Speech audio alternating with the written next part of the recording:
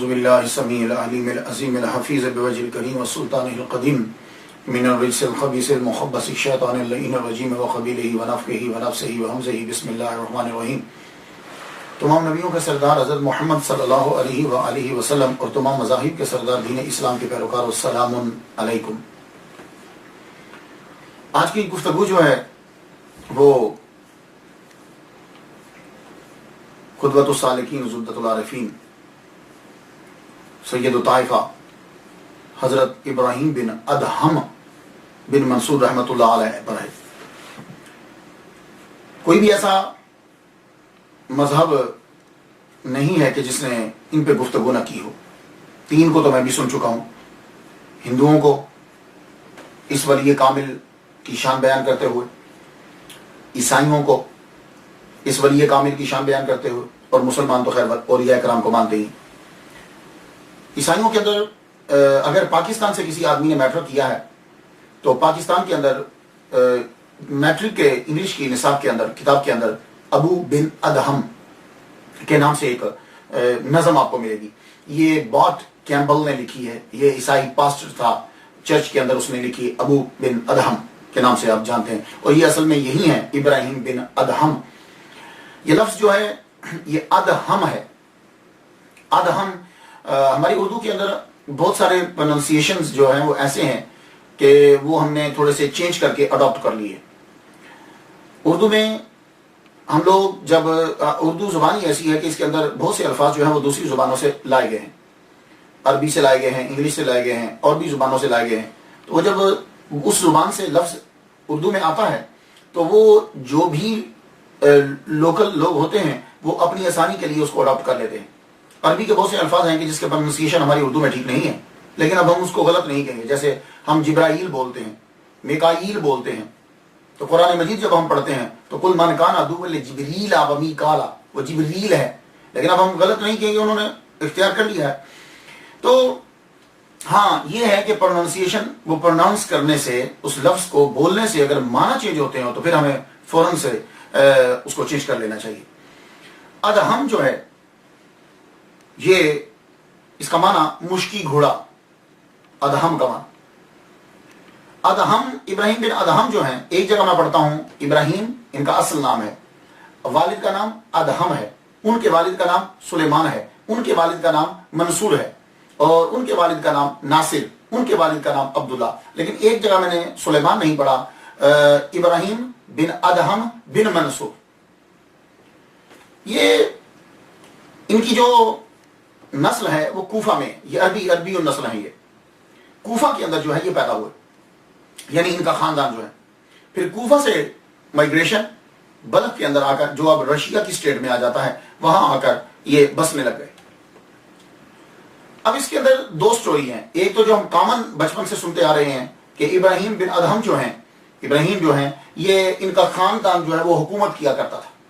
لیکن ایک کتاب مجھے ملی ہے، تذکرہ خواجگان چشت جو ہے، یہ کتاب جو ہے حضرت الہدیہ نے لکھی ہے، ان کا نام ہدیہ نامی ان کا جو ہے وہ یہ ہے۔ وہ کہتے ہیں کہ یہ کتاب خواجہ میری چشتی رحمہ اللہ تعالیٰ نے خواب کے اندر اس کتاب کو بڑا پسند کیا ہے۔ اس کتاب کے اندر ابراہیم بن ادہم جو ادہم ہیں ان کی سٹوری کو کچھ یوں بیان کیا گیا ہے، تو میں وہاں سے سٹارٹ لینا چاہتا ہوں۔ کہتے ہیں کہ یہ ادہم جو ہیں، یعنی ابراہیم کے والد، یہ کلندر تھے، یہ کلندر ہیں، درویش۔ یہ یوں ہی چلتے بلخ کی ریاست میں پہنچے۔ تو آپ کو معلوم ہے کہ پرانے دور کے اندر کیا ہوتا تھا کہ جو بھی ملک ہوتا تھا اس کا دروازہ ہوتا تھا، فصیل ہوتی تھی، وہ ملک اندر ہوتا تھا۔ تو یہ انہوں نے کیا کیا کہ اس شہر کے باہر ہی جھونپڑی ڈال لی اور وہی رہنے لگے، وہاں رہ رہے ہیں۔ ایک دن ایسے ہی خیال آیا کہ چلو شہر کے اندر داخل ہو جاتے ہیں۔ اب شہر کے اندر داخل ہوئے، تو جب داخل ہوئے تو اسی وقت شہزادی جو تھی اس کی سواری آ رہی تھی۔ شہزادی کی سواری آ رہی تو آپ تو اپنی کلندرانہ شان سے سڑک کے کنارے سڑک پہ چل رہے ہیں۔ تو آپ کو معلوم ہے کہ جب بادشاہ یا اس کی فیملی کا کوئی آدمی آتا ہے تو ہٹو بچو رستہ دو، یوں ہی ہو رہا تھا، ہٹو بچو رستہ دو۔ شہزادی صاحبہ جو ہے ان کی سواری آ رہی ہے، تو پولیس والے نے روٹین کے مطابق ابراہیم بن ادہم جو ہیں، ابراہیم بن ادہم نہیں، ادہم جو ابراہیم کے والد ہیں، ادہم جو ہیں ان کو بھی کہا ہٹو ہٹو، شہزادی کی سواری آ رہی ہے. آپ کو بڑا برا لگا. آپ کو پتا ہے کلندر جو ہوتا ہے نا اس کا ایک اسٹائل ہی ڈفرینٹ ہوتا ہے لائف کا. آپ کو بہت عجیب سا لگا. آپ نے ایک دم سے یوں دیکھا، اس نے اتنے زور سے آپ کو دھکا دیا، آپ نے یوں دیکھا. بڑے بھائی کیوں دھکا دے رہے ہو؟ کہاں شہزادی کی سواری آ رہی ہے. کون شہزادی؟ بس وہ اتنی بات کر ہی رہے تھے کہ شہزادی کی سواری جو ہے وہ قریب سے گزری. آپ کی نظر اٹھی ہوئی تھی، ایک دم سے ہوا جو ہے وہ چلی تو وہ پردہ جو ہے وہ ہٹا. جب پردہ ہٹا تو وہ ایک نظر آپ کی ان کے چہرے کے اوپر پڑ گئی. چہرے کے اوپر پڑی نظر. تو آپ کو معلوم ہے کہ پہلی نظر تو انسان کے بس میں نہیں ہے، تو کئی چیزیں ہمارے سامنے آتی رہتی. آپ نے ایک دم سے نظر نیچی کر لی. نظر آپ نے نیچی کی، وہ سواری جو ہے وہ چلتی جا رہی ہے، آپ بھی سواری کے پیچھے پیچھے چل پڑے. یہ محل کے اندر جو ہی داخل ہوئے تو ادہم بھی محل کے اندر داخل ہوئے. محل میں داخل ہوئے، آگے بادشاہ سے ملاقات ہو گئی. لوگ بیٹھے ہوئے، دربار ہے. بادشاہ پوچھتا ہے کہ ان سے پوچھو یہ کیوں آئے ہیں. وزیر آگے بڑھا، ادہم سے پوچھتا ہے رحمت اللہ علیہ سے، آپ کیوں آئے ہیں؟ اب کلندرانہ شان دیکھیے. یوں چہرہ مبارک اٹھایا، فرمانے لگے بادشاہ سے جا کے بولو ہم تمہاری بیٹی سے شادی کرنا چاہتے ہیں، ہمیں اللہ نے آرڈر دیا ہے. بادشاہ ایسا جملہ برجستہ آدمی ایک عام گھر کے اندر جا کے نہیں کہتا کہ میں تمہاری بیٹی سے شادی کرنا چاہتا ہوں، وہ کسی اور کو بھیجتا ہے. لیکن یہ کلندر بادشاہ کے دربار میں کھڑا ہو کے کہہ رہا ہے کہ میں تمہاری بیٹی سے شادی کرنا چاہتا ہوں. ایک دم بادشاہ چپ کر گیا، کیونکہ گفتگو ہی ایسے دبدبے کے ساتھ تھی. بادشاہ کیا جواب دے؟ بادشاہ نے قریب بلا لیا. تمہارا اصل نسب کیا ہے؟ آپ بتانے لگے. کلندر بتانے لگا میں کس کا بیٹا؟ بتا رہے ہیں میرے باپ کا نام، میرے باپ کا نام، میرے باپ کا نام. اور اپنا شجرہ جو ہے یہ ان کا سیدھا جا کے ملا حضرت عمر فاروق رضی اللہ تعالیٰ عنہ سے. تو حضرت عمر فاروق رضی اللہ تعالیٰ عنہ کی اولاد سے جب شجرہ نسب بتایا، کہنے لگا بھائی خاندان تو تمہارا بہت اچھا ہے. اچھا ہم سوچ کر تمہیں جواب دیں گے، تم 3 دن کے بعد آنا. تو ادہم جو ہیں وہ چلے گئے اپنے خیمے میں، 3 دن سے عبادت کر رہے. 3 دن کے بعد پھر دربار میں آ گئے. دربار لگا ہوا، بادشاہ کی نظر پڑی. وزیر سے کہنے لگے یار یہ تو آ گیا. کہا بادشاہ آپ نے جو ذہن میں سوچا ہے اسے چھوڑیے، آپ اپنی بیٹی کی بیاہ اس کے ساتھ کریں گے، لوگ کیا کہیں گے؟ تو کہا میں زبان دے چکا ہوں، کہا آپ چھوڑیے، آپ اٹھ کے دربار سے چلے جائیے، میں ہینڈل کرتا ہوں اسے. وزیر آیا، کہنے لگا دیکھو بھائی یہ ہیرا دیکھ رہے تو، یہ کبوتر کے انڈے کے برابر، کبوتری کے انڈے کے برابر دیکھ رہے تو، یہ اصل میں ایک ہے. تم جاؤ اس طرح کا ایک اور لے آؤ، پھر ہم اسے ملائیں گے اور بیٹھ پھر ہم شادی جو ہے وہ کر ڈالیں گے بادشاہ اپنی بیٹی کی تمہارے ساتھ. اچھا تمہیں یہ اتنا جو ہے وہ موتی چاہیے؟ کوئی بات نہیں. کیا کلندرانہ شان ہے. وہاں سے چلتے ہوئے سمندر کے کنارے پہ پہنچے. وہاں کیا کیا انہوں نے کہ رستے سے ایک ڈول لیا. آپ نے کبھی کنویں دیکھا ہو گاؤں میں جا کے، تو وہ ڈول کو کنویں میں ڈالتے ہیں اور وہ ڈول پانی کا بھر کے باہر آ جاتا ہے. وہ لے کر یوں کنارے پہ بیٹھ کے پانی کو یوں پکڑ کے باہر نکالنے لگے. یوں یعنی اس میں سے پانی لیتے اور لے کر پانی جو ہے وہ کنارے پہ پھینکتے، یوں پکڑتے پانی. تو کیا کبھی دریا اور سمندر اس طرح خالی ہوئے؟ کوئی آدمی اگر ڈول لے کر دریا کے کنارے پہ بیٹھ جائے اور پانی نکال کے پھینکنے لگ جائے، ایک عام آدمی کو بھی پتا ہے کہ میں دریا کو خالی نہیں کر سکتا. ایک عام آدمی بھی جانتا ہے کہ میں سمندر کو خالی نہیں کر سکتا. لیکن یہ ایک ادا ہے. اب آپ خالی کر رہے ہیں، شام ہو گئی، حضرت خضر علیہ السلام آ گئے. کہنے لگے بھائی کیا کر رہے ہو؟ اب یقیناً اللہ نے بھیجا ہو. کیا کر رہے ہو؟ کہا بادشاہ نے موتی منگوایا ہے، اب یہ پانی خالی ہو تو نیچے سے موتی لوں نا. آپ مسکرا پڑے، کہنے لگے اس طرح خالی نہیں ہوگا، رکو. ایک دم سے خضر علیہ السلام نے توجہ ڈالی، پانی میں تموج پیدا ہوا اور یہ ایسے کتنے ہی موتی سیب سمیت جو ہیں وہ اٹھا کے کنارے پہ پھینک دیے. آپ پھر اس میں سے ڈھونڈنے لگے تو جو کبوتری کے انڈے کے برابر تھے وہ آپ نے بیچ میں سے نکالے 12، نکال کے باقی سب جو ہے وہ اندر پھینک دیے. نکال کے آپ نے اپنے یوں کلا کے اندر وہ پگڑی جو تھی اس کے اندر رکھ لیے. رکھنے کے بعد آپ ویٹ کرنے لگے، اب صبح ہو دربار لگے. جو ہی دربار لگا آپ دربار کے اندر پہنچ گئے. دربار میں جب آپ پہنچے تو بادشاہ کو کہتے ہیں جا کے، تم نے جو تمہارے وزیر نے موتی کہا تھا میں لے آیا ہوں. ایک دم سے یوں آپ نے اپنا ٹربن، اپنا پگڑی اتاری، بیچ میں سے 12 اتنے بڑے موتی شاید بادشاہ نے بھی نہ دیکھے ہوں، سارے اس کے سامنے رکھ دیے. اب جب رکھے تو بادشاہ نے وزیر سے کہا وزیر دیکھ اس نے تو شرط بھی پوری کر دی. اب میرا دل بھی یہی کہتا ہے کہ یہ اللہ کا حکم ہے, مجھے اپنی بیٹی کا بیاہ اس کے ساتھ کر دینا چاہیے. وزیر کہنے لگا حضور کیوں پریشان ہوتے ہیں, پتہ نہیں کہاں سے لے آیا ہوگا, کیا شاید کوئی جادو کیا ہوگا, چھوڑیے مت کیجیے, میں اسے سنبھالتا ہوں. کہنے لگے اچھا. بادشاہ اٹھ کے چلے گئے. اب وزیر آیا, جو ہی بادشاہ غائب ہوئے وزیر نے درباروں کو حکم دیا اس قلندر کو دھکے مار مار کے دربار سے باہر نکال دو, اور کہا آئندہ کے بعد دربار میں مت آنا. آپ کچھ نہیں بولے. کہنے لگے تم نے جو کہا وعدہ بھی کیا, وعدہ خلافی کیوں کرتے ہو. باہر آ گئے. جو ہی آپ کو دربار سے نکالا گیا, آپ واپس اپنے خیمے میں جب پہنچے, اپنی کٹیا میں جب آپ پہنچے واپس, ادھر سے لڑکی کو, شہزادی کو پیٹ میں درد شروع ہو گیا. اتنا درد ہوا کہ علاج کسی حکیم کو کچھ سمجھ نہیں آ رہا. آخر اعلان یہ کر دیا گیا, بیٹی کی کیفیت ایسی ہو گئی کہ وہاں کا جو حکیم تھا اس نے یہ کہا کہ یہ میرا خیال ہے کہ یہ لا علاج ہے, کہ آپ دیکھیے. اس حکیم صاحب نے تو انتہا کر دی, کہنے لگے آپ کی بیٹی مر گئی ہے. یہ کہنا تھا کہ قرآن برپا ہو گیا. بادشاہ نے دیوانگی کے عالم میں یہ کہا جاؤ بلاؤ اس کلندر کو, بلا کے لگا لاؤ, یہ اس کی بد دعا لگی ہے, میری بیٹی نہیں مر سکتی. آپ نے اکثر یہ جملہ, میری بیٹی نہیں مری, میری بیٹی زندہ ہے. سب کہہ رہے ہیں کہ آپ کی بیٹی فوت ہو گئی. لیکن دربار میں جب حکم ہوا کہ جاؤ انہیں ڈھونڈ کے لاؤ, تو ان کا خیمہ تو بندوق تھا کہ شہر کے باہر رہتے ہیں, جائے ان کو لے کر آئے.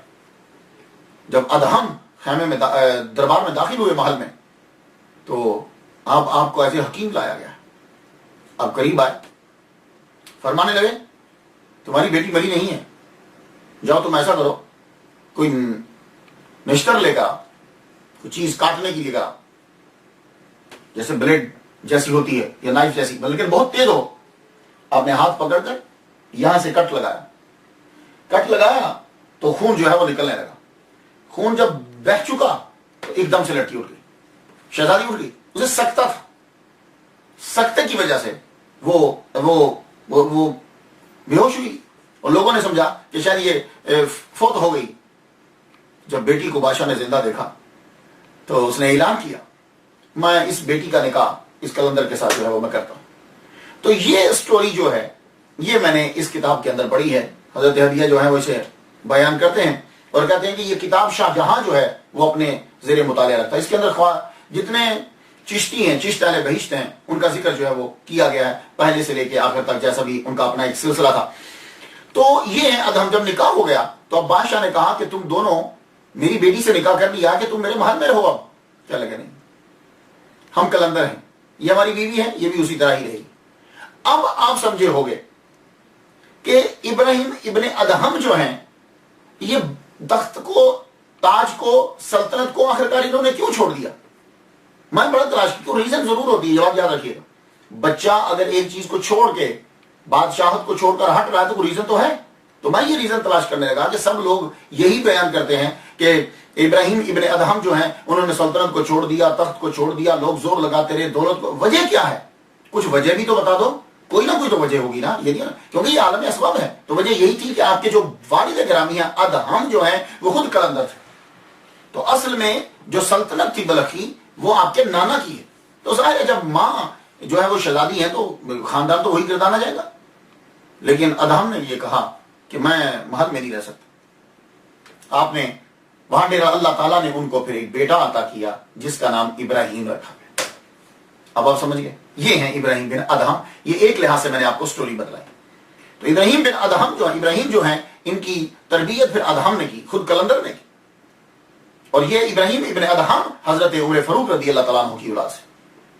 اب ان کی تربیت سب سے پہلے آپ نے اپنے والد گرامی سے پڑھا ہے. اور جب آپ بڑے ہوئے تو آپ کی والدہ, بادشاہ جو ہے وہ آتا تھا, بادشاہ آتا اپنی بیٹی کو ملنے کے لیے, اپنے نواسے کو ملنے کے لیے, لیکن لے جا نہیں پاتا تھا, اجازت نہیں. بارہا اس نے یہ کہا کہ آئیے محل میں رہیے, لیکن آپ نے کہا نہیں, جب تک میں زندہ ہوں میں اسی کٹیا میں رہوں گا اور تبلیغ کرتا رہوں. ان کا ایک اپنا انداز تھا. جب یہ دونوں دنیا سے چلے گئے تو اب نانا ابراہیم ابن ادہم کو اپنے محل کے اندر لے گئے. اب آپ سٹوری سمجھ گئے. تو اب ان کی پرورش جو ہے وہ محل میں ہونے لگی. اب محل میں, اب وہ پچھلا کٹ ہوا, اب سلطنت شروع ہوئی. تو جب نانا دنیا سے چلے گئے تو چونکہ نانا کی کوئی نرینہ اولاد نہیں تھی تو نانا ابراہیم بن ادہم کو اپنا ولیعہد بنا گئے. تو جب ولیعہد بنا گئے تو نانا کی دنیا سے چلے جانے کے بعد بلخ شہر کی حکومت، وہ سلطنت ابراہیم بن ادہم کے ہاتھ آ گئی. اب آپ جو ہے وہ سلطنت کرنے لگے تو تخت نشین ہوئے. عدل و انصاف، شرم و حیا، سکون ہی سکون. رحمت اللہ علیہ نے اس لیے تو شادی نہیں کی تھی کہ میرا بیٹا جو ہے وہ سلطنت کو سنبھالے گا، نہیں. یہ قلندر جانتے ہیں ان کی نظر جو ہے وہ لوہے محفوظ پر ہوتی. ابراہیم بن ادہم جب بادشاہ بن گئے تو تنہائی میں جب ہوتے، کسی چیز کو بھی دیکھتے، غور کر رہے ہوتے تو لگتا کہ جیسے یہ چیز بول رہی ہے. ایک دفعہ آپ اپنی انگوٹھی کو دیکھ رہے تھے، انگوٹھی پہ نظر پڑی تو انگوٹھی سے آواز آتی ہے، تم کو اس کام کے لیے پیدا نہیں کیا گیا، تم اس کام کے لیے نہیں آئے دنیا میں. تو سمجھتے کہ شاید کوئی خیال ہے. آدمی جب کسی چیز پہ نظر گاڑتا ہے تو ایسے لگتا ہے کہ جیسے اس کے اندر سے آواز آ رہی ہے، حالانکہ ایسا نہیں ہوتا، وہ خیال ہوتا ہے اس کا. تو انہوں نے بھی یہی سمجھا. جب کبھی کسی زیور کو دیکھتے، مالا کو دیکھتے، جب کبھی کسی چیز پہ نظر پڑتی تو وہ یہی سمجھتے کہ خیال ہے. لیکن ایک مرتبہ تو حد ہو گیا. آپ شکار کرنے کے لیے جا رہے ہیں، شکار کے پیچھے جب بھاگے تو وہ شکار آپ کے نشانے پہ تھا کہ ایک دم سے مڑ کے اس نے یہ کہا، ابراہیم بن ادہم تجھے ان کاموں کے لیے نہیں اللہ تعالیٰ نے پیدا کیا. ہو سکتا ہے کہ یہ بھی میرا خیال ہو، لیکن اب خیال تو نہیں، تو آواز آ رہی ہے کہ جانور بول کے بتا رہا ہے. تو ٹرننگ پوائنٹ جو ہے وہ کیا پوائنٹ تھا کہ آپ محل کے اوپر والے کمرے میں سوئے ہوئے، رات بھیگ گئی ہے، رات گہری ہو چکی. دربان جو ہے وہ بھی بیچارے اونگ رہے ہیں.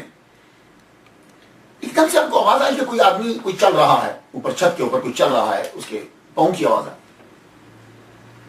آپ نے کہا کیا جگاؤں میں دربانوں کو اور پتا کروں، خود ہی دبے پاؤں چل پڑے.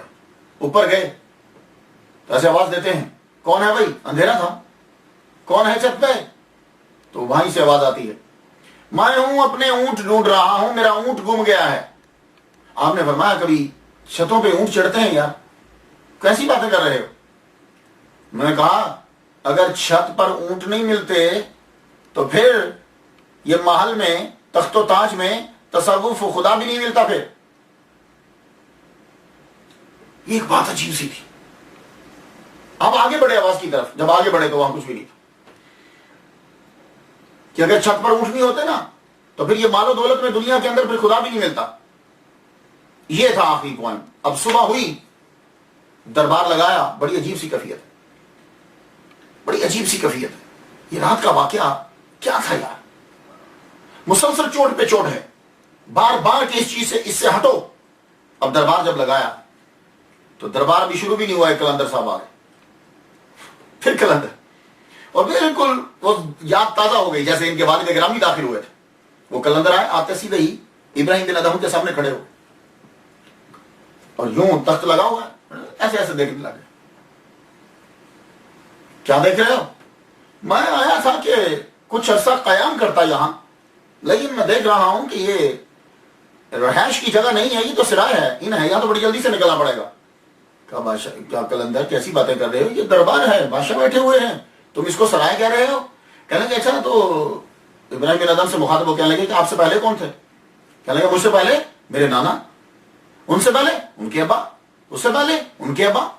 اچھا تو پھر بادشاہ سلامت یہ بتاؤ کہ اس کے علاوہ سرائے کس کو کہتے ہیں؟ سرائے اسی کو تو کہتے ہیں کہ جہاں آئے تھوڑی دیر قیام کرے اور چلے جائے. بس اتنا جملہ کہا، کلندر غائب. اس کے بعد ابراہیم بن ادہم جو ہیں وہ وہاں سے اٹھ پڑے. آپ نے سب کچھ چھوڑ دیا، اتارا سا جو چیزیں تھیں جس سے بادشاہت کی بو آتی تھی، سب کی سب چیزیں اتار کے آپ نیشا پور چلے گئے. نیشا پور میں جب آپ پہنچے وہاں ایک غار تھا، اس غار کے اندر آپ نے قیام فرمایا. 9 سال تک نیشا پور کی غار کے اندر جو ہے وہ آپ نے قیام کیا. صرف جمعرات کو نکلتے تھے، نکلنے کے بعد سیدھا پہلے جنگل جاتے، جنگل جا کے وہاں سے لکڑیاں کاٹتے، لکڑیاں کاٹنے کے بعد گٹھا اپنے سر پہ اوپر اٹھاتے، گٹھا اٹھا کے بازار میں لے جاتے اور چوک میں رکھ کے کہتے آؤ پاک مال اور پاک مال دو اور پاک مال لو. وہ جب مال بک جاتا اس کے 2 حصے کرتے، ایک اسی وقت خیرات کرتے تھے اور آدھی رقم سے کھانا خریدتے. جمعہ کی نماز ادا کرتے، نماز ادا کرنے کے بعد غار میں پھر واپس پلٹ آتے. 9 سال آپ نے گزارے. لیکن ایسا آدمی کب جو ہے چھپ سکتا ہے؟ آپ مشہور ہو گئے. جو ہی مشہور ہوئے تو آپ نے غار کو جو ہے وہ چھوڑ دیا. غار کو چھوڑنے کے بعد اب آپ وہاں سے نکل پڑے اور اس غار کے اندر آپ نے قیام کیا. اللہ اکبر جل شانہ. جس غار کے اندر، اس غار میں اللہ تعالیٰ نے خوشبو پیدا فرما دی. حضرت ابو سعید ابو الخیر فرماتے ہیں کہ میں نے جب ان کا نام سنا تو میں ان کو غار میں ملنے کے لیے گیا. جب میں غار کی طرف بڑھا تو غار میں داخل ہوا، مجھے پتا چلا کہ وہ یہاں سے تشریف لے جا چکے ہیں، لیکن غار کے اندر اتنی خوشبو تھی، اگر پوری غار کو بھی کستوری سے بھر دیا جاتا تو اتنی خوشبو نہ ہوتی جو ان کے قیام کرنے کی وجہ سے اس غار کے اندر خوشبو تھی. اللہ اکبر جل شانہ. ابراہیم بن ادہم رحمۃ اللہ علیہ کے ذہن میں آیا کہ علم دین بھی پڑھنا چاہیے، ظاہری علوم جو ہے مروجہ انہیں بھی پڑھنا چاہیے. کچھ تو آپ نے پڑھے ہوئے تھے، کچھ آپ پھر کے پڑھنے لگے، کیونکہ تصوف اس وقت تک کامل نہیں ہوتا جب تک کہ آپ کے پاس قرآن اور حدیث کا علم نہ ہو. یہ آج کل کے جاہل پیر آتا ہے، ان کو کچھ بھی نہیں ہے، مولویوں پر اعتراض کریں گے، لیکن مجال ہے کہ قرآن پڑھا ہو، مجال ہے کہ حدیث پڑھی ہو، مروجہ علوم پڑھے ہو، نہیں، بس وہ سیٹ کے اوپر بیٹھ جاتے ہیں. لیکن جتنے بھی اولیاء کرام ہیں، وہ بادشاہ تھے جو بھی تھے، جب وہ تصوف کی طرف آئے عمر کی طرف توجہ نہیں دی، پہلے انہوں نے اپنی تعلیم کو مکمل کیا. اسی طرح ابراہیم بن ادہم اپنے والد گرامی سے پڑھ چکے تھے، لیکن اس کے بعد پھر انہوں نے استاد تلاش کیے. امام اعظم نعمان بن ثابت رحمۃ اللہ علیہ سے بھی علم حاصل کیا. تو معلوم ہوا کہ ابراہیم بن ادہم بھی حنفی ہیں، ان سے جا کے علم حاصل کیا. اور وہ امام اعظم نعمان بن ثابت رحمۃ اللہ علیہ ان کو سیدنا، اے ہمارے سردار کہہ کے پکارا کرتے تھے، اتنی عزت اور احترام کرتے تھے. فضیل بن ایاز رحمۃ اللہ علیہ سے بھی آپ نے علم حاصل کیا. سفیان ثوری سے بھی آپ نے علم حاصل کیا. یقیناً یہ تصوف کے بادشاہ تھے، ان سے تو وہی علم حاصل کیا ہو. امام محمد بن باقر سے بھی، امام محمد باقر رحمۃ اللہ علیہ سے بھی علم حاصل کیا. محمد بن زیاد سے بھی آپ نے علم حاصل کیا. امام عامش سے بھی حاصل کیا. اور حضرت خضر علیہ السلام نے بھی آپ کو پڑھایا. حضرت الیاس علیہ السلام سے بھی آپ نے اسم اعظم جو ہے وہ سیکھا. تو ان تمام سے جب علوم حاصل کیا تو خود بتلا دیجئے کہ ان کے پاس علم کتنا ہوگا. اتنا علم حاصل کر لیا کہ حضرت جنید بغدادی سید الطائف رحمۃ اللہ علیہ فرماتے ہیں کہ ابراہیم بن ادہم رحمۃ اللہ علیہ نے اتنا علم حاصل کیا کہ وہ مفتاح العلوم، حضرت جنید بغدادی رحمۃ اللہ علیہ ان کو تمام علوم کی چابی کہا کرتے تھے. کہ ابراہیم بن ادہم کیا ہے کہ جیسے ایک چابی ہے تو بس وہ ایک ہی چابی سب تالوں کو کھولتی چلی جاتی، ادھر بھی لگاؤ، ادھر بھی لگاؤ، ادھر بھی لگاؤ، ادھر بھی لگاؤ، لگاتے چلے. آج کل کیا ہے، امریکہ کے اندر ایک ہی چابی سارے تالوں کو کھولتی. آج کل آپ اگر گاڑی خریدیں تو وہی چابی آگے بھی لگے گی، وہی چابی سٹارٹ بھی کرے گی، وہی دروازے کو لگے گی، وہی چابی جو ہے وہ پیچھے ٹرنک کو بھی لگے گی. تو ایک چابی سب کے لیے. تو ابراہیم بن ادہم جو ہیں یہ چابی ہیں، اللہ تعالیٰ نے ان کو بہت سارے علوم عطا کر دی. اللہ اکبر جل شانہ. شیخ عبد الرحمن چشتی کہتے ہیں کہ آپ نے 50 سال جو ہے وہ مکہ معظمہ میں گزارے. ایک جگہ میں پڑھتا ہوں کہ 40 سال آپ نے مکہ معظمہ میں گزارے. تو پرانے جتنے بھی اولیاء کرام تھے وہ زیادہ تر مکہ معظمہ کی مجاورت میں گزار دیتے تھے. وہاں لوگوں کو زمزم پلاتے، وہاں اولیاء کرام جاتے ہی وہی تھے، رہتے ہی وہی تھے، اور یہ بھی وہیں رہے. وہاں جا کر انہوں نے بہت ساری جگہوں سے تصوف کا علم جو ہے وہ حاصل کیا. ان میں سے سفیان ثوری بھی ہیں اور فضیل بن ایاز رحمۃ اللہ علیہ بھی. ایک جگہ آپ نہیں رکتے تھے، جہاں آپ کی مشہوری ہو جاتی آپ وہاں سے چل پڑتے. میں یہ سوچتا تھا کہ یہ عیسائی لوگ جو ہیں یہ کیوں تعریف کرتے ہیں ابراہیم بن ادہم رحمۃ اللہ علیہ کی. یہ میں سوچا کرتا تھا کیونکہ ابو بن ادم پہ نظم لکھی گئی. تو ایک جگہ مجھے ایک روایت ملی ہے، اب وہ کسی نے ڈال دی ہے یا کیا ہے، وہ یہ ہے کہ عیسائیوں کے اندر یہ کانسیپٹ ہے کہ ابراہیم بن ادہم رحمۃ اللہ علیہ نے پہلے جو شروع میں تعلیمات جن لوگوں سے حاصل کیا ان میں سے ایک عیسائی پادری بھی ہے. تو ہو سکتا ہے کہ اس وجہ سے، یہ مطلب نہیں ہے کہ عیسائی ان کو عیسائی مانتے ہیں، ان کو نان کرسچن ہی بولتے ہیں، لیکن وہ کہتے ہیں کہ تعلیم ان سے بھی حاصل کیا. ہو سکتا ہے کہ یہ بھی ایک ریزن ہو. ابو بن ادہم، ویسے ابو بن ادم جو بولتے ہیں، ابو بن ادہم جو نظم لکھی گئی، پوئم لکھی گئی، اس کی ریزن جو ہے وہ یہ بھی ہو سکتی ہے. آپ جب فقیری کی زندگی آپ نے اختیار کی تو آپ کا گزر بسر جو ہے وہ کس چیز پہ ہوتا تھا؟ تو زیادہ تر آپ جو کرتے تھے وہ یہ کہ آپ کام کرتے تھے اپنے ہاتھ سے. ان میں 2 کام ہیں آپ کے، ایک لکڑیاں کاٹنا اور دوسرا کھیتوں کی رکھوالی کرنا. یہ 2 کام، یہ دونوں کام جو ہیں یہ سب سے غریب طبقہ کرتا تھا یہ کام. تو حضرت ابراہیم بن ادہم رحمۃ اللہ علیہ نے اپنی زندگی میں یہ 2 کام اختیار کیے. حالانکہ میں یہ دیکھتا ہوں کہ فقیر جب فقر تصوف اختیار کرتا ہے وہ کام چھوڑ دیتا ہے، لیکن انہوں نے یہ کام جاری رکھے اور یہ 2 کام ہی کرتے تھے. یا لکڑیاں کاٹ کے بیچتے تھے اور یا باغ کی اور کھیت کی رکھوالی کرتے تھے. میں سوچ میں پڑ گیا کہ وہ یہ کام کیوں کرتے تھے، وہ یہ کام کیوں چھوڑا کیوں نہیں انہوں نے، جبکہ ان کے مریدین کی تعداد بہت زیادہ، ان کے چاہنے والوں کی تعداد بہت زیادہ، اور ان کو کام کی ضرورت بھی نہیں، وہ خود بھی نہیں کھاتے، بلکہ ان کے بھوکے رہنے سے خوش ہوتے ہیں. ایک مرتبہ تو کھانا ان کو نہیں ملا, انہوں نے اسی خوشی میں 100 نفل پڑھ دیے کہ آج مجھے کھانا نہیں ملا, میں بھوکا ہوں. لو اندازہ کیجیے. تو وہ آدمی یہ دو کام کیوں کر رہا ہے؟ تو سن لیجئے, یہ اللہ تعالیٰ کی عطا ہوتی ہے. آپ ایک دفعہ جا رہے ہیں کہ اولیاء کرام جو ہیں, شیوخ جو ہیں, وہ بیٹھے ہوئے, شیوخ جو بیٹھے ہیں, تو آپ ان کے پاس بیٹھنا, یہ ابتدا ہے, آپ نے ان کے پاس بیٹھنا چاہا تو شیوخ نے کہا نہیں ابراہیم تم ہمارے پاس نہیں بیٹھ سکتے. کہا کیوں؟ کہا اس لیے کہ ابھی تک تیرے اندر سے حکومت کی بو آتی ہے. یہ ہے جملہ کہ جس جملے کو ختم کرنے کے لیے, یا جس سوچ کو ختم کرنے کے لیے, یا نفس کو یہ بتلانے کے لیے کہ دیکھو ہمارے اندر حکومت کی بو نہیں ہے, تو وہ کام اختیار کیے کہ جس کام کے اندر عاجزی کا اظہار بھی ہوتا ہے اور نفس جو ہے وہ مرتا ہے. تو یہ دو کام طبقے کے سب سے کم تر لوگ جو ہیں وہ کرتے ہیں. جو غریب ترین ہوتا ہے, لکڑیاں کاٹنا, بھلے جس کا بھی ہاتھ پڑتا ہوگا وہ یہ کام نہیں کرتا. کوئی بہت غریب آدمی ہو جو اس دور میں کام کرتا, تو اب لکڑیاں کاٹتے تھے اور یہ باغبانی جو ہے وہ یہ کرتے, یعنی اس کی رکھوالی کرتے. یہی دو وہ کام کرتے. اور پھر آپ کو علامہ ذہبی رحمۃ اللہ علیہ نے کہا ہے کہ آپ ابراہیم علیہ السلام کے زیادہ جو ہیں وہ مشابہ تھے. ابراہیم علیہ السلام کے زیادہ مشابہ تھے, اس کی وجہ کیا ہے؟ یہ جملہ کیوں بولا گیا کہ ابراہیم بن ادھم رحمۃ اللہ علیہ ابراہیم علیہ السلام کے زیادہ مشابہ تھے؟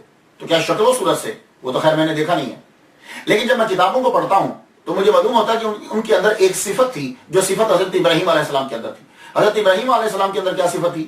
ابراہیم علیہ السلام کے اندر صفت یہ تھی کہ وہ خود لوگوں کو بلا کے کھانا کھلاتے تھے, اور یہی صفت جو ہے وہ حضرت ابراہیم بن ادھم رحمۃ اللہ علیہ کے اندر تھی. آپ جاتے, لکڑیاں کاٹتے, ان کو بیچتے, بیچنے کے بعد کھانا لا کے اپنے مریدوں کو خود دیتے, اور جب بھی کبھی کسی کے ساتھ چلتے, کوئی گروپ بنتا کہ ہم لوگ سفر کرنے کے لیے چل پڑتے, کیونکہ آپ اپنے گروپ کے ساتھ چلتے تھے, کبھی مکہ معظمہ, کبھی شام, کبھی کوفہ, کبھی بیت المقدس, کبھی سیریا, یہ ان علاقوں میں بصرہ, اس جگہ پہ جاتے, ہو فلاں جگہ زیارت کرنا ہے, فلاں جگہ اعتکاف کرنا ہے. جب چلتے تو آپ اپنے دوستوں کو پہلے یہ کہہ دیتے, دیکھو میں آپ کے ساتھ جا رہا ہوں, یا کوئی آدمی کہتا کہ ہم نے آپ کے ساتھ چلنا ہے تو کہتے کہ بھائی یہ دیکھو 3 میری گزارشات ہیں تم سے. پہلی یہ ہے کہ سفر کے اندر میں لکڑیاں کاٹوں گا, خادم بن کر رہوں گا تمہارا, سارے کام تمہارے میں کروں گا. یہ آپ کی شرط ہوتی تھی, سارے کام میں کروں گا. دوسری بات یہ ہے کہ جب تک تمہاری اور میری میت ہے, نماز کے ٹائم اذان میں دوں گا. اللہ اکبر. کیا ہم لوگ بھی چلتے ہوئے ایسی شرائط لگاتے ہیں؟ تو آپ فرمایا کرتے تھے اذان میں دوں گا. اور یہ کام کون کرتا ہے؟ اذان دینا, کھانا پکانا, لکڑیاں کاٹنا. آپ کو معلوم, تو بس یہ وہ چیز تھی کہ جس کو وہ ختم کرنا چاہتے تھے. اذان میں دوں گا, لکڑیاں میں کاٹوں گا, اور فرماتے تھے کہ جو بھی چیز مجھے ملے گی میں سب میں مساوی تقسیم کر دوں گا. تو یہ 3 چیزیں آپ یہ صفات دیکھ لیں. اس لیے آپ کو کہا گیا ہے کہ ابراہیم بن ادھم رحمۃ اللہ علیہ سب سے زیادہ ابراہیم علیہ السلام سے مشابہ, یعنی حضور کے بعد جو گفتگو اولیاء کرام میں کی جا رہی. اور آپ اپنے دوستوں کا اتنا خیال رکھتے تھے, کوئی آدمی آپ کے پاس رہتا, مہینے کئی دن گزر جاتے, اس کو کئی عرصہ گزر جاتا آپ کا, کئی وقت گزر جاتے, پھر بھی جب وہ جانے لگتا تو آپ فرماتے یار, عرض کرتے اسے, یعنی آپ کی کیفیت یوں ہوتی, تم رک جاؤ نا, اور تھوڑا سا رک جاؤ, تو میرے پاس رہ جاؤ, میں تمہاری اچھی طرح سے ابھی خدمت نہیں کر پایا, میرے پاس رہ جاؤ. یہ آپ یہی صفت جو ہے وہ حضرت ابراہیم علیہ السلام کی تھی. ابراہیم علیہ السلام بھی ڈھونڈ کے لوگوں کو لاتے کہ آپ لوگ جو ہے وہ کھاؤ, میرے پاس رہو. ایک مرتبہ آپ ایک مسجد میں اپنے دوستوں کے ساتھ ہیں, تو وہاں جب پہنچے, ذکر و اذکار کی محفل شروع ہے, رات ہو گئی. رات جب ہوئی تو ایک دم سے بڑی تیز آندھی چلی. ابراہیم بن ادھم رحمۃ اللہ علیہ اٹھے, اٹھ کے دروازے کے سامنے یوں کھڑے ہو گئے. آندھی چلی, تو آندھی جب چلتی ہے تو دروازہ مسجد کا ٹوٹا ہوتا ہے, یہ مسجد کے اندر سارے ذکر و اذکار میں مشغول ہیں. اب جب ہوا چلے گی تو ایک دم سے ہوا کا ریلا جو ہے وہ اندر کی طرف آئے گا. آپ دروازے پہ جا کے کھڑے ہو گئے. کسی نے پیچھے پوچھا ذکر چھوڑ کر دروازے پہ کیوں کھڑے ہو گئے ہو؟ کہنے لگے ہوا بہت تیز چل پڑی ہے, میں چاہتا ہوں کہ جب اس کا زور آئے تو وہ سب سے پہلے میرے جسم پر پڑے, تم لوگ محفوظ رہو, تم اللہ تعالیٰ کے ذکر میں مشغول رہو, اور میں جو ہے وہ تمہاری حفاظت کرتا. اللہ اکبر جل شان. تو انسان ہوتا ہی وہ ہے, خیر الناس من ینفع الناس, بہتر انسان وہ ہے جو دوسروں کو زیادہ سے زیادہ نفع پہنچاتا ہے. اللہ اکبر جل شانہ. اور مہمانوں کی خدمت میں کوئی فرق نہیں کرتے تھے, خود مزدوری کرتے, دوسروں کو کھلاتے. طبقات الاولیاء میں ہے کہ آپ نے فرمایا مہمان سے زیادہ کوئی اور چیز محبوب نہیں ہے, مہمان سے زیادہ کوئی اور چیز محبوب نہیں ہے. مہمان اپنا رزق لے کر آتا ہے اللہ تعالیٰ سے, جنت سے اللہ تعالیٰ کی طرف سے وہ اپنا رزق لے کر آیا ہے, رزق وہ لے کر آیا, کھا وہ اپنا رہا ہے, اور رزق اللہ کے ذمہ ہے, اور اس کا اجر میرے لیے. اللہ اکبر جل شانہ. اس کا اجر جو ہے وہ میرے لیے. دوستوں کا اور مریدوں کا اتنا خیال رکھتے, دوسروں کو نفع اتنا پہنچاتے. حضرت سہیل فرماتے ہیں میں بیمار ہو گیا, میں ان کے ساتھ تھا, جو کچھ ان کے پاس چیزیں تھیں, جو انہوں نے لکڑیاں بیچ کے جو چیزیں کمائی تھیں وہ سب بیچ ڈالی, بیچ کے میڈیسن لی, دوائی لے کے میرے اوپر خرچ کر دی. جب وہ کم پڑ گئی, تاکہ خچر بھی بیچ دیا آپ نے, خچر بیچ کر میرا جو ہے وہ علاج کروایا. اور جب میں کچھ تھوڑا سا بہتر ہوا تو میں نے پوچھا خچر کہاں ہے؟ کہنے لگے وہ میں نے بیچ دیا ہے, میں نے تمہارے اوپر لگا دیا ہے. تو کہنے لگے اب ہم سفر کیسے کریں گے؟ کیا آپ کے کندھوں کے اوپر بیٹھیں گے؟ کیا ہم سفر آپ کے کندھوں پر بیٹھ کر کریں گے؟ تو آپ نے کہا ہاں تم میرے کندھوں پر ہی بیٹھو گے. تو حضرت سہیل کہتے ہیں کہ واقعی ابراہیم بن ادہم رحمۃ اللہ علیہ نے مجھے اپنے کندھوں پر بٹھا لیا, اور کندھوں پر بٹھا کر 3 منزل تک سفر کیا. منزلیں آپ کو پتا ہے, ایک destination, second destination, third destination.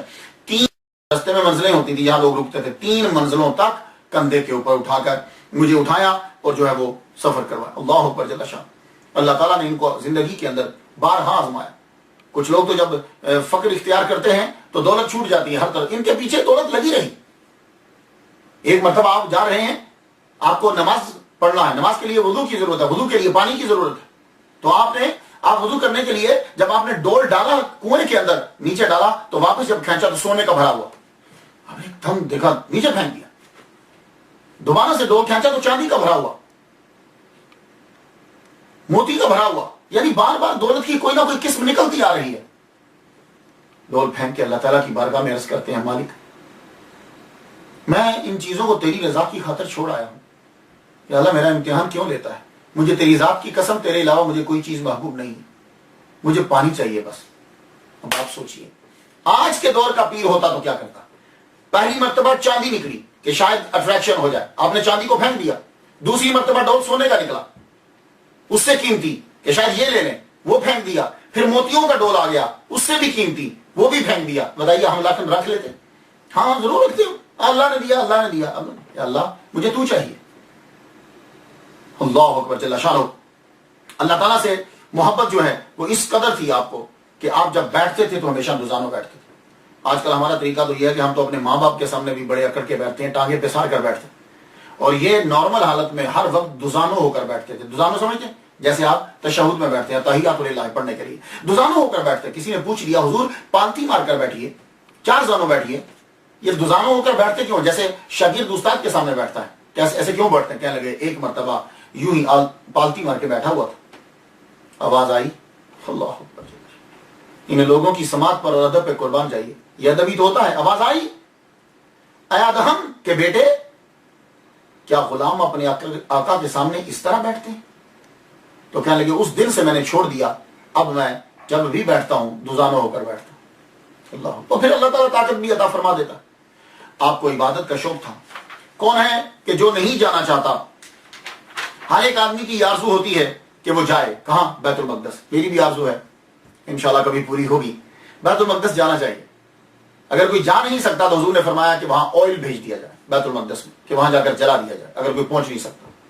بیت المقدس ہمارے نبی نے وہاں نماز پڑھائی, حضرت عمر رضی اللہ تعالیٰ نے وہاں اذان دلوائی, تقریباً اولیاء کرام وہاں جاتے ہیں. آپ بھی بیت المقدس پہنچ گئے. ابراہیم بن ادہم رحمۃ اللہ نے بیت المقدس میں پہنچے. بیت المقدس جب گئے تو آپ کو معلوم ہے کہ بڑی مشہور جو مساجد ہوتی ہیں وہ شروع میں بند کر دی جاتی تھی, کیونکہ وہاں چیزیں ذرا زیادہ ہوتی تھی. آپ نے کہا کہ کہیں مجھے رات کو باہر نہ نکال دیا جائے.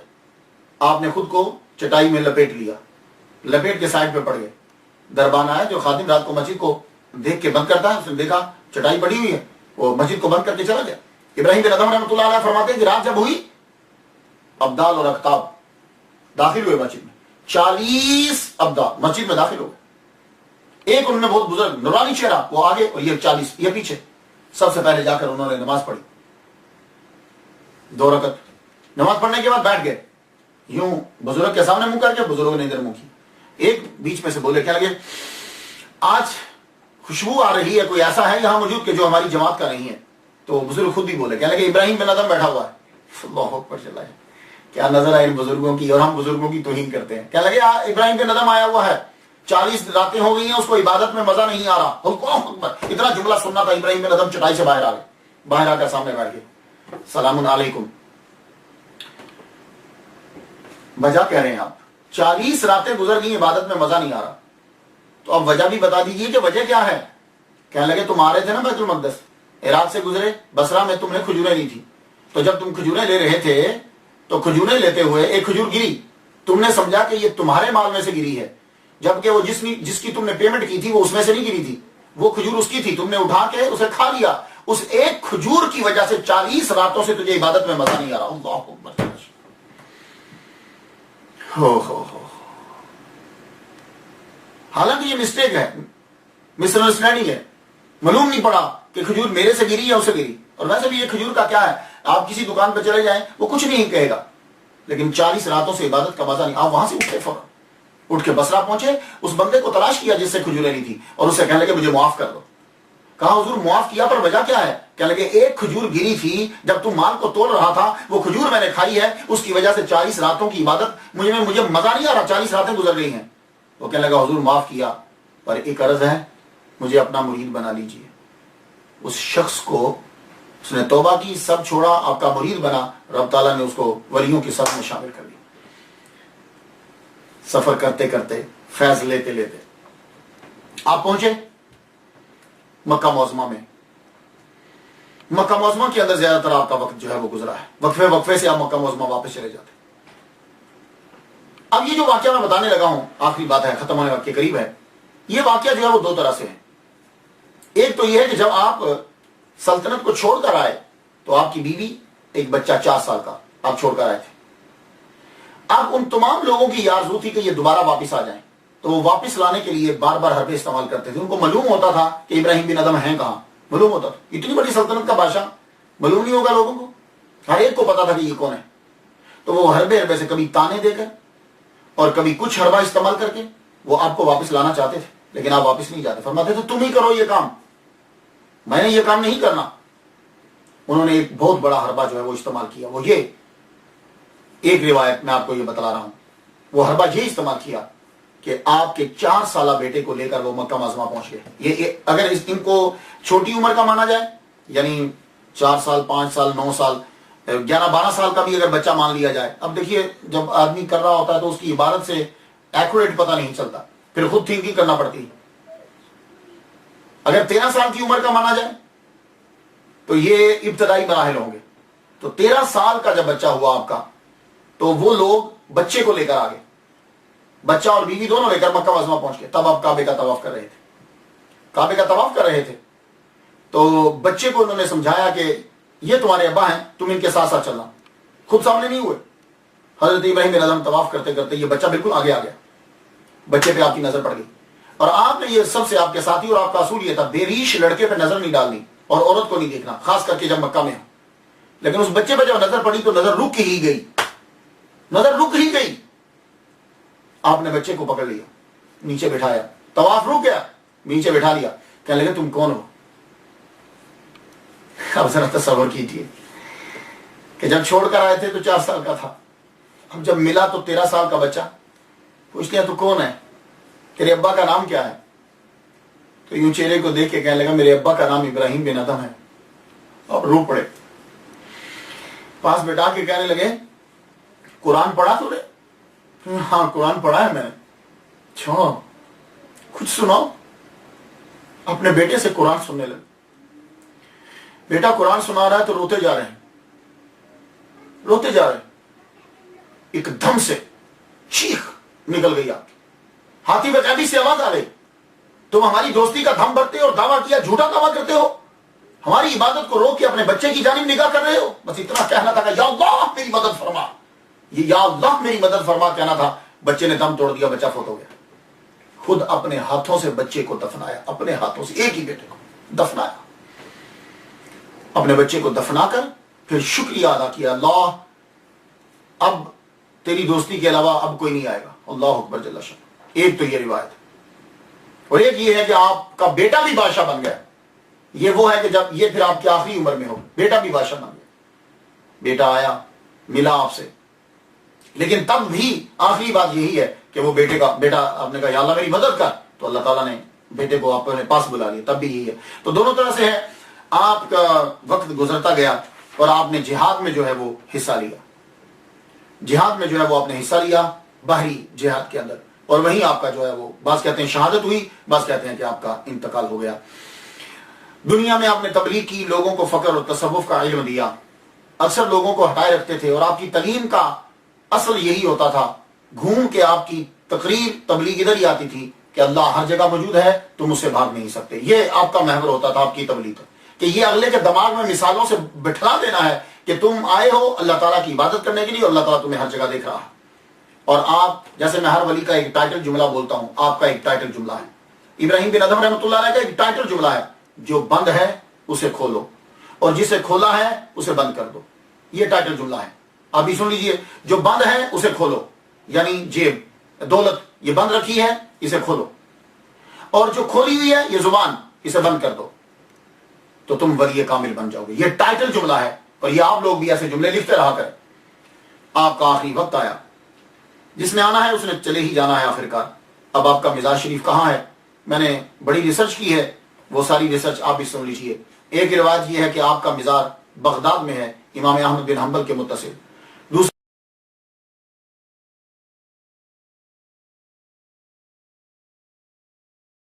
دوسرا یہ ہے کہ ملک شام میں ہے, حضرت لوط علیہ السلام کے مزار کے متصل.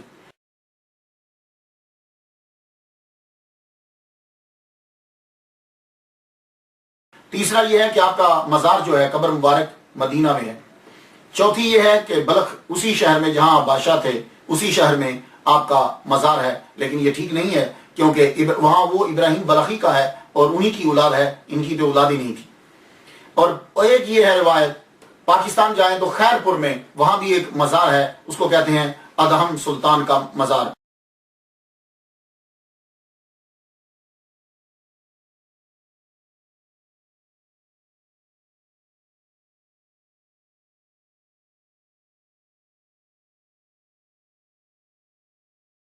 لیکن یہ ابراہیم بن ادہم نہیں ہے, یہ لال شہباز قلندر کے مرید ہیں.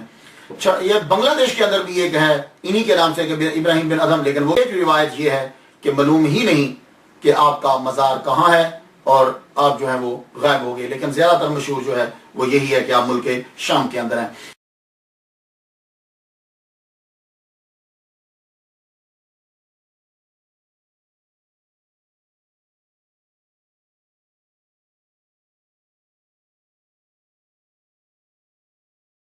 پیلسٹائن کے اندر, فلسطین میں بھی ایک مسجد ہے آپ کے نام کی. اس مسجد کا نام ہے مسجد سلطان ابراہیم بن ادہم. یہ 336 ہجری کے اندر یہ مسجد جو بنائی گئی. حافظ ابن حجر کہتے ہیں کہ 162 ہجری میں آپ کا وصال مبارک ہوا. حضرت ہدیہ کہتے ہیں کہ 280 ہجری کے اندر ہوا. ایک روایت یہ ہے کہ 187 ہجری کے اندر آپ کا جو ہے وہ وصال ہوا. تو خواتین و حضرات, ابراہیم بن ادہم رحمۃ اللہ علیہ کے بارے میں جو معلوم تھا میں نے آپ کی نظر کر دیا. اب آپ میرے ساتھ ہیلپ یہ کریں گے کہ یہ واقعہ اور یہ باتیں آپ آگے تک پہنچائیں گے. اس کا طریقہ یہ ہے, یہ لنک, یہ باتیں اپنے بچوں تک پہنچائیے, خود سوچئے, تاکہ ہماری بخشش کا جو ہے وہ سبب ہو جائے.